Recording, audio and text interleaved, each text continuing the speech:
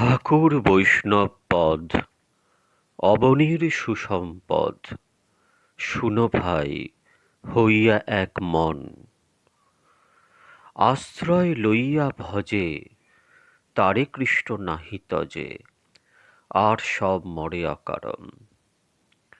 বৈষ্ণব চরণ জল, প্রেম ভক্তি দিতে বল, আর কেহ নহে বলবন্ত। বৈষ্ণব চরণ রেণু, মস্তকে ভূষণ বিনু, আর নাহি ভূষণের অন্ত। তীর্থজল পবিত্র গুণে লিখিয়াছেন পুরাণে, সেসব ভক্তির প্রবঞ্চন।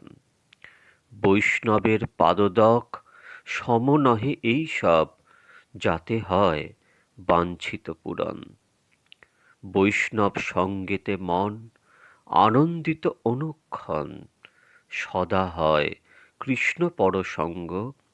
দীন নরোত্তম কান্দে, হিয়া ধৈর্য নাহি বান্ধে, মোর দশা কেন হইল ভঙ্গ। ভক্তগণ, আজকে আস্বাদন করব দুই মহাবৈষ্ণবের মিলন কথা। আমাদের পরম পূজ্য বড় বাবাজি মহারাজ শ্রী শ্রী 108 রাধারমণ চরণদাস দেব, আমাদের সকলের দাদামশাই, আমাদের সকলের প্রাণস্বরূপ, আমাদের সকলের বড়ে বাবা, এবং তার সাথে এক মহাপুরুষ প্রভুপাদ নবদ্বীপচাঁদ গোস্বামীর মিলন কথা। মন দিয়ে এই কথা শ্রবণ করুন। একদিন পূর্বাহ্ন সময় সংকীর্তন হচ্ছে। রামদাদা প্রভৃতি সকলেই মাতোয়ারা। বাবাজি মহাশয় সংকীর্তন শুনছেন। হঠাৎ কি মনে হলো, সংকীর্তন স্থলে উপস্থিত হয়েই গান ধরলেন। সকল জনার মন করিয়াছে আকর্ষণ, বিধাতা কি পাতিয়াছে ফাঁদ, একবার যেই হেরে, সে মন ফিরাতে নারে, মন উন্মাদন গোরাচাঁদ। হেরিয়ে গৌরাঙ্গ গতি, থুৎকৃত গজেন্দ্র গতি, গজ সে সামান্য মদে মত্ত। গৌরাঙ্গ বদন হেরি, সকলঙ্ক চন্দ্র পরি, ঘৃণা করে সকল জনতা। গৌর কান্তি ঝলমল, তার আগে স্বর্ণাচল, অচল সে তারে কি বনিব। গৌরাঙ্গ মধুর বাণী, অমৃত তরঙ্গ যিনি, পিলে মন করে পিব পিব। আরে মোর সোনার গৌরাঙ্গ প্রভু, হৃদয়ে উদয় হইয়া, মাতায় আমার হিয়া, ভুলিতে নারিব আর কভু। আরে মোর গৌর সুন্দর নটরাজ, শ্রীল জগন্নাথ আগে, বাড়াইয়া অনুরাগে, নাচে পরিভাব রত্নসাজ। বৈবর্ণ স্তব্ধতা আর, গদগদ বাক্যোচ্চার, কম্প অশ্রু পুলক সঘর্ম। এ সপ্ত সাত্ত্বিক ভাব, আর দুই অনুভাব, হাস্য নৃত্য, সব প্রেম ধর্ম। নবরত্ন অলঙ্কার, অঙ্গে শোভে চমৎকার, হেরি জগন্নাথ প্রমোদিত। সে রস যে নিরখিল, সে রসে যে মাতিল, মোর মন করে উন্মাদিত। আরে মোর সোনার গৌরাঙ্গ প্রভু, হৃদয় উদয় হইয়া, মাতায় আমার হিয়া, ভুলিতে নারিব আর কভু। গানটি প্রভুপাদ নবদ্বীপচাঁদ গোস্বামী মহাশয় রচিত। শ্রী রঘুনাথ দাস গোস্বামীর শ্রী চৈতন্য স্তব কল্পবৃক্ষের অনুবাদ। পদটি শেষ হতে না হতেই বাবাজি মহাশয়ের মন যেন কেমন হয়ে গেল। যথাসময়ে সংকীর্তন সমাপ্তি করে রামদাদাকে বললেন, রাম, শ্রী নবদ্বীপচাঁদ প্রভুর দর্শনে যাবার জন্য মন বড়ই ব্যাকুল হচ্ছে। তিনি বাড়িতে আছেন কি না কারোর দ্বারা অনুসন্ধান করো তো। শুনে রামদাদা পরম আনন্দিত চিত্তে নিজেই বেনেটোলায় গমনপূর্বক প্রভুপাদের শ্রীচরণ দর্শন করে বাবাজী মহাশয়ের কথা নিবেদন করলেন। শোনবা মাত্র প্রভুপাদ শশব্যস্ত হয়ে উঠলেন। বললেন, বাবা, আজই যাতে বাবাজী মহাশয় স্থানে আসেন তার চেষ্টা করতে হবে। এই কিছুক্ষণ পূর্বেই তার কথা স্মরণ করেছি। সে যে আমার বড় দিদি। তাকে দেখবা মাত্রই মন যেন কোনো আনন্দময় রাজ্যে চলে যায়। তার কথাবার্তা, ভাবভঙ্গিগুলি যেন অপ্রাকৃত চিন্ময় রাজ্যের বলেই মনে হলো। আনন্দময় মূর্তিখানি যে কত মধুর তার কি বলবো।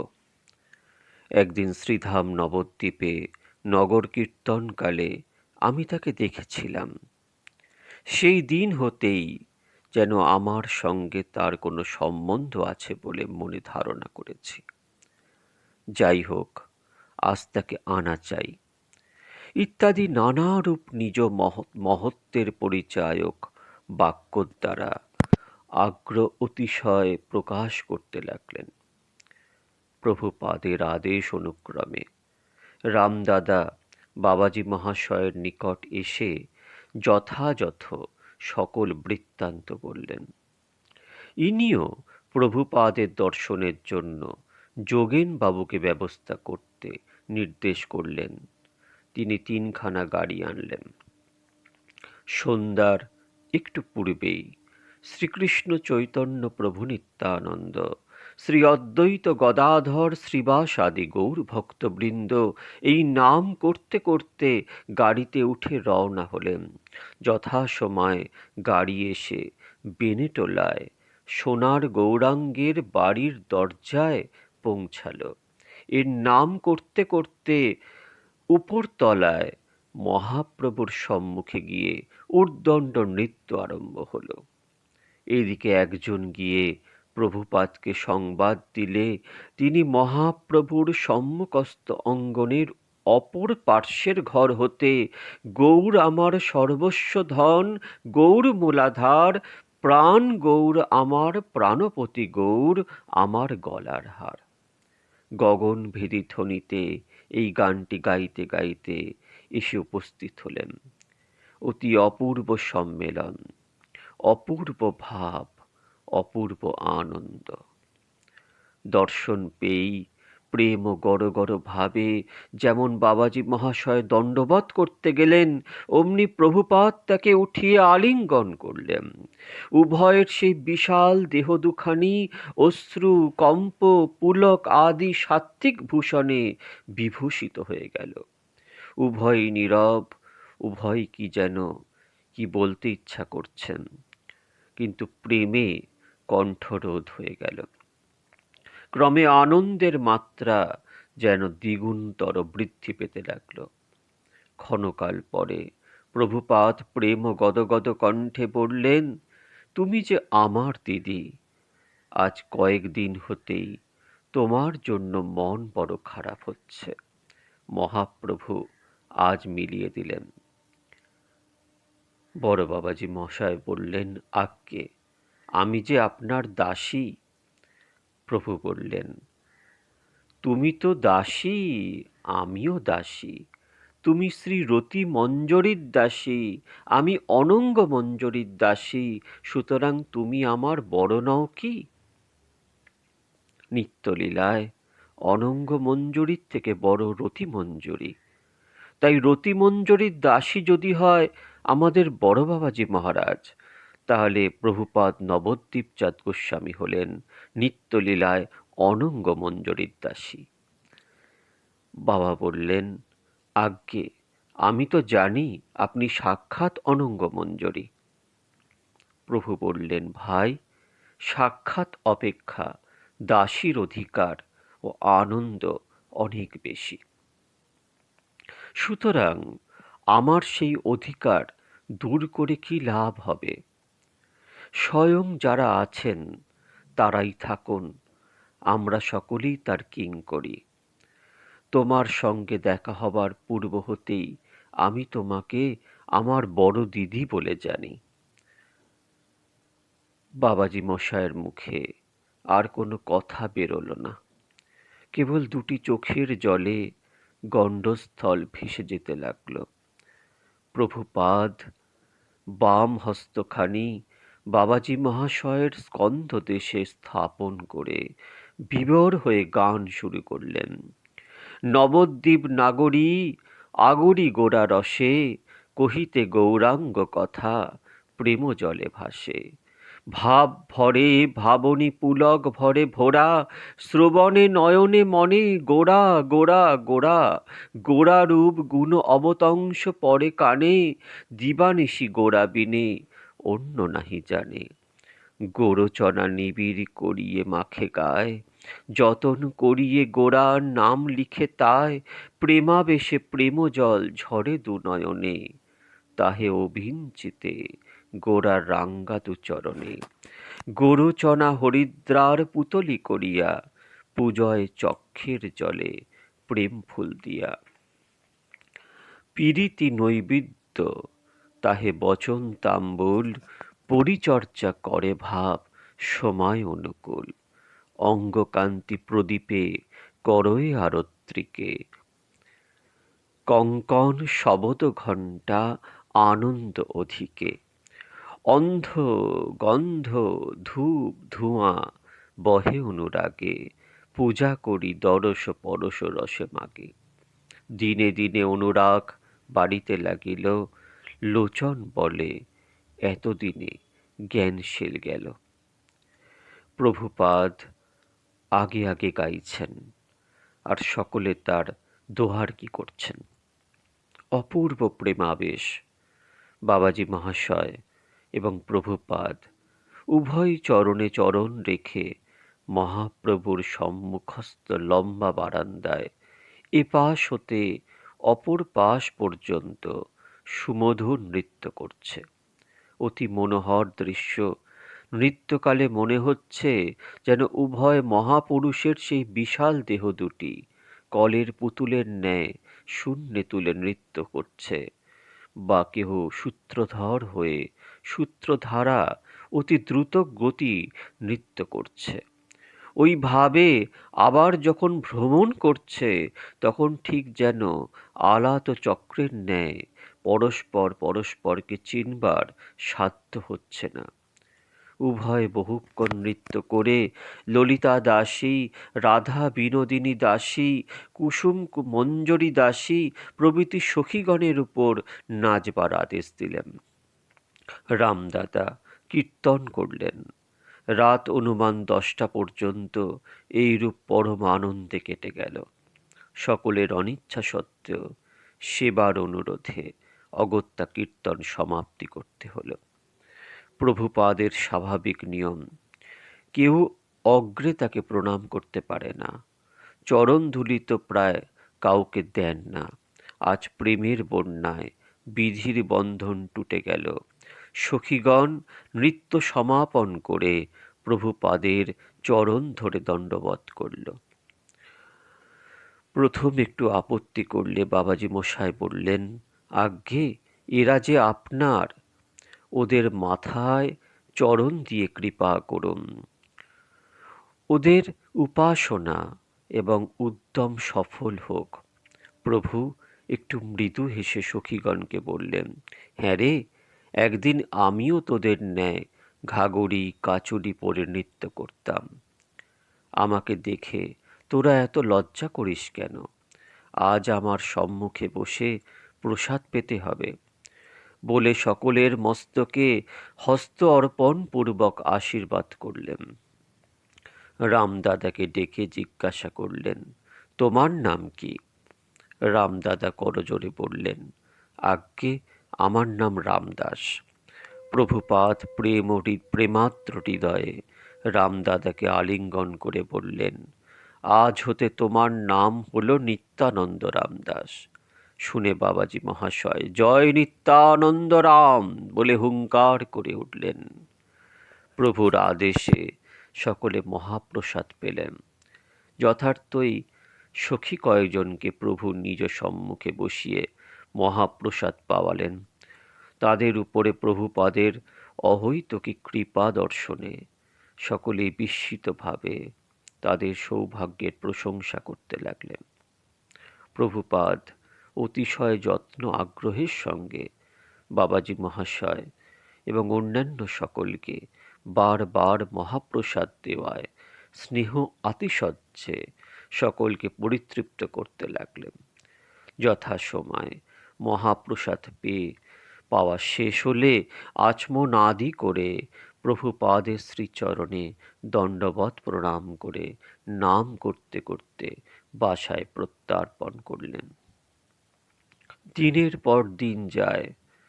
কলকাতায় নৃত্য নতুন ভাবের আনন্দ চলতে লাগল। বাবাজি মহাশয়ের শ্রীমুখে অপূর্ব সংকীর্তন এবং তত্ত্বমীমাংসা শ্রবণ করে নিতাই নূতন নূতন লোক আকৃষ্ট হল। একদিন প্রভাতে উঠে বাবাজি মহাশয় যোগেন বাবুকে বললেন, দেখো যোগেন, শ্রীধাম নবদ্বীপ যাবার জন্য আমার মন বড় উৎকণ্ঠিত হচ্ছে। শুনে যোগেন বাবু এবং তার পুত্র যতীন নানারূপ ওজর আপত্তি করতে লাগলেন, কিন্তু কোনো ফল হলো না। সুতরাং অপরাহ্নে শিয়ালদহ স্টেশনে গিয়ে অগত্যা টিকিট করে দিতে বাধ্য হল। বাবাজি মহাশয় সকলকে নানারূপ সুমিষ্ট বাক্যে পরিতুষ্ট করে নাম করতে করতে গিয়ে গাড়িতে উঠলেন। গাড়ি বগুলা দিয়া হাঁসখালি প্রভৃতি স্থান অতিক্রম করে যথাসময়ে কৃষ্ণনগর পৌঁছাল। রাত্রি অধিক হওয়ায় সেদিন আর শ্রীধামে যাওয়া হলো না।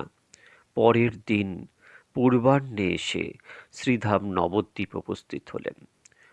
আনন্দধাম শ্রী নবদ্বীপ ধামে যেন আজ পূর্ণানন্দময় হল। যার সঙ্গে বাবাজি মহাশয়ের দেখা হচ্ছে তিনি আত্মহারা ভাবে এর সঙ্গে নানারূপ ইষ্ট আলাপ করছেন। এর মুখ কমলটি সর্বদাই প্রফুল্ল। এর শ্রী গুরুদেব আশ্রমে উপস্থিত হলেন। শ্রী গুরুদেবের মৈত্র শ্রীযুক্ত গৌরমোহন দাস কর্তা বাবাজি মহাশয়ের উপরেই আশ্রমের ঠাকুর সেবার ভার ন্যস্ত ছিল।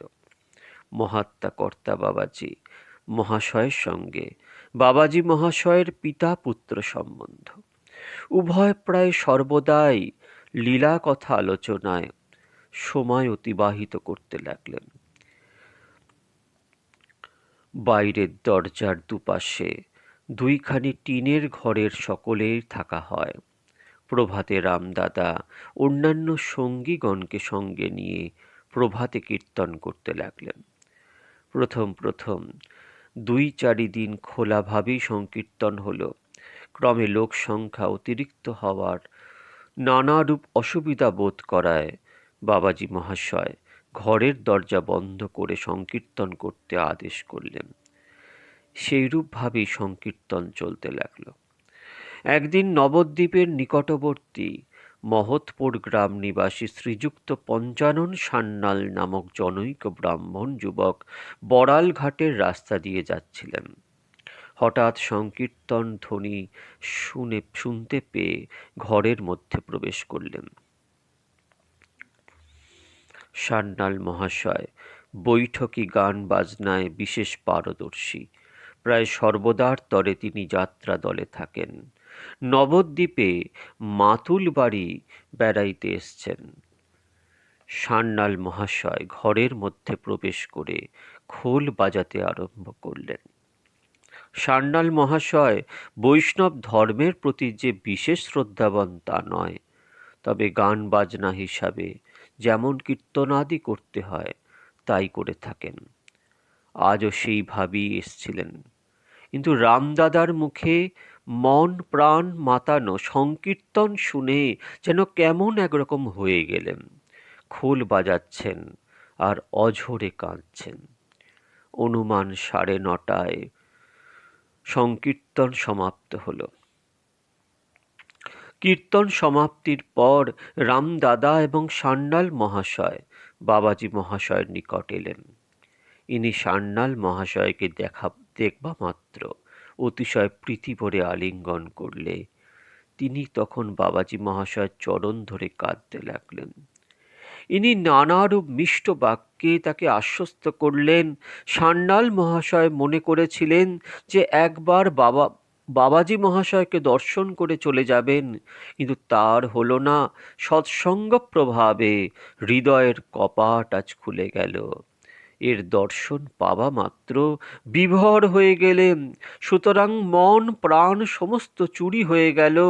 অবশেষে চিরজীবনের মতো এর চরণে আত্মসমর্পণ করলেন। আর বাড়ি ফেরা হলো না।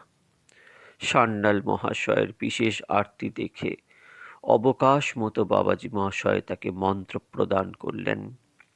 শ্রবণ কীর্তন রূপ জলে হৃদয় ক্ষেত্র স্নিগ্ধ কোমল হল। বীজ পড়বা মাত্র নব অনুরাগের প্রাণে প্রভাব প্রেমের অঙ্কুরগুলি যেন শাখা পল্লব বিস্তার করে ফেলল। সান্যাল মহাশয় আর সেই সান্যাল মহাশয় নেই।